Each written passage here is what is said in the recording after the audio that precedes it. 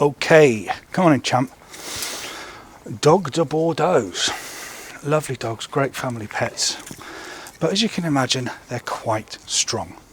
Very thick set and quite strong to go with it. And once they learn over time to use that strength to their advantage, i.e.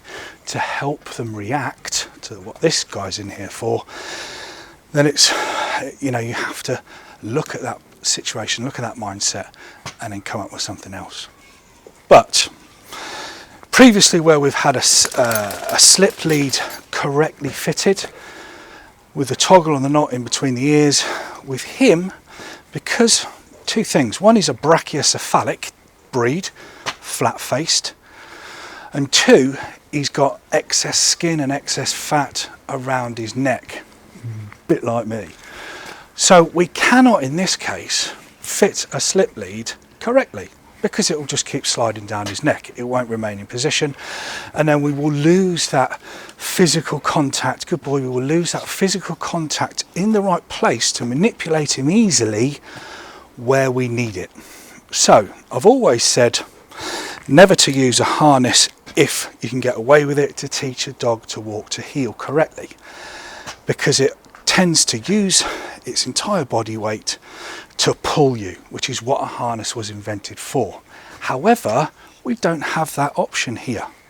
Okay, so we have to use a harness. It's exactly the same principle in terms of where he starts getting towards the end of the lead and feels pressure, everything stops. Wait for him to step back, and then wait for him to acknowledge you before you continue on your journey. So yes, you can do it with a harness, but it takes you longer, because you don't have such a precise physical point of contact with the head, with the brain, of what you would with a slip lead that is correctly fitted. Right, so another thing that we need to take into account is his strength and his size. The owners aren't strong enough to control him when he reacts out in a public place.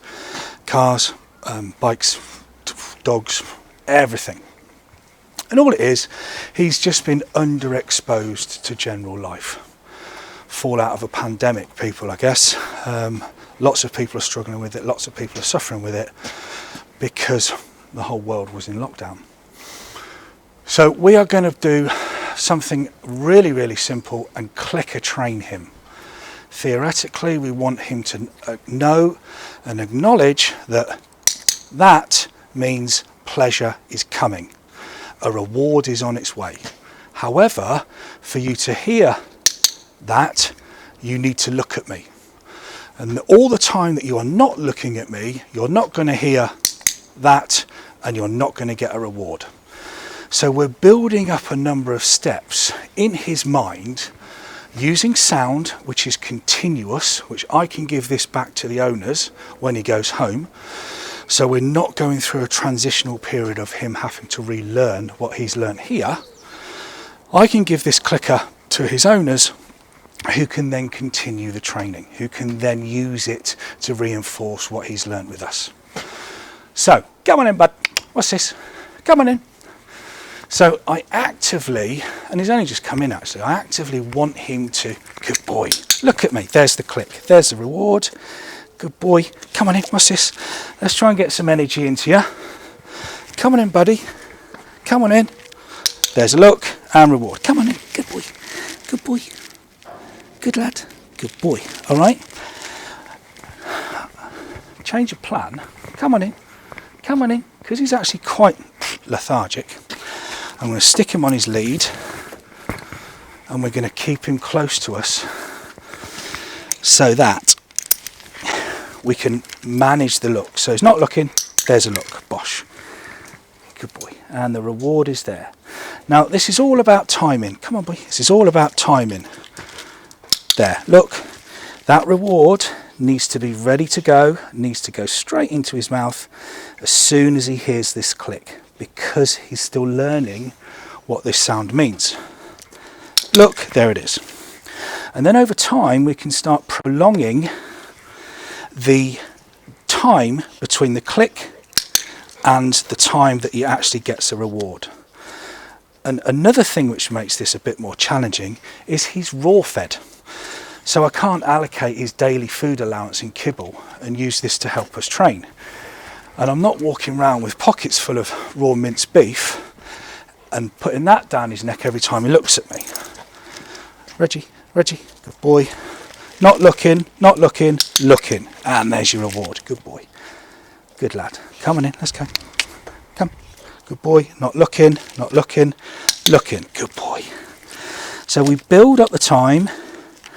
We build up the patterns to the end result of when he's walking down the road, not looking,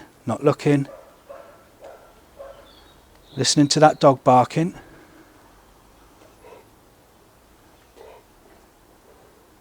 He has to learn for himself. And this is what takes the patience. Look, good, there you go. So there's your reward. You have to take your time with this, and for it to drop mentally in his mind, he has to learn for himself.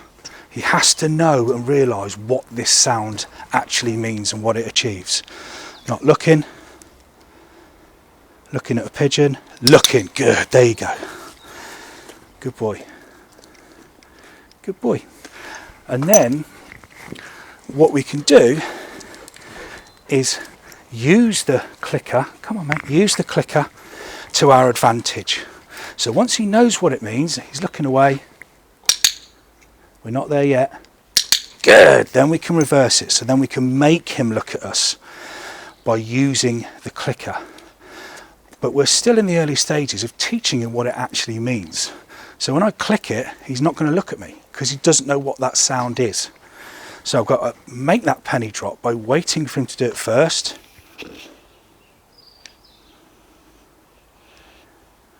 Going to help him out and just make a little bit of a...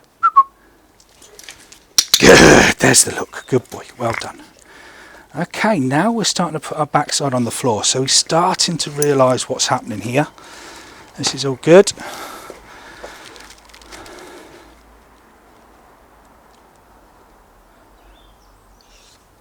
Bosh, there it is. Good, well done, well done, well done. Good, good, good, good, good, well done. All right.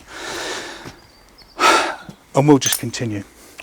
Clicker training, really, really good, and I've spoken about it before. A really, really good method to have in your toolbox.